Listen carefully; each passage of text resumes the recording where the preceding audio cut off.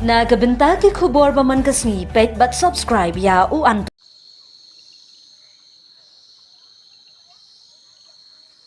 Kublai phi baru kini gilong ki khubor bam ta kasni Katnat pulit jung ki East Khas Hills kelawan ra biang menta kasni ya Sonam Raghuvanshi but Raj Khuswaha ha Yung Bishar District Session Judge Shillong ban syatian bishar kasin gabalai halor gajing kenok bagi donkti ha gajing syap nyap uraja Raghuvanshi ha sora Ya Sonam la penkit syaying bishar ki artli ki kali bolero ki bajungam bat bali kum kalat pene pensa ya gajing yarap ka baklan na kabenta gajing shngan Ya gajing tian bishar kini ki arngul ashim do first class judicial magistrate UDK Michel katkum Kajubam o Assistant Public Prosecutor APP Utushar Chanda labatha ban set along yaki hapo judicial custody na kamta khatlai sngi u APP u yathu ru bana kalyang jongka Sonam ompat don muktiar balawan ra ban yadaya ka ki pulit ru kimshem lakarpat issue ha kane kajungelang ying bishar ka jing bishar kane ka mukot duma kadang yai beteng bat kan sabeteng ha kisngi ban sowan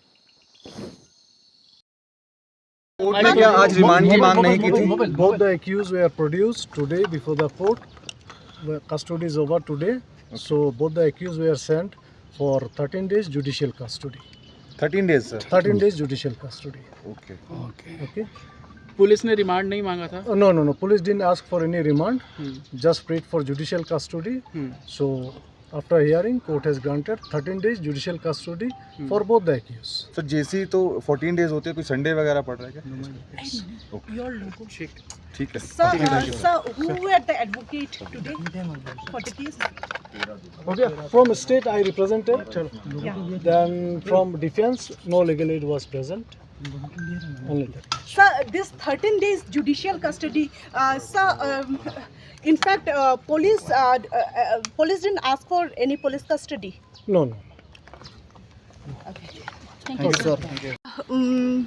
Again, I'm asking this whether was there any demand from the police to provide them police custody or something like that?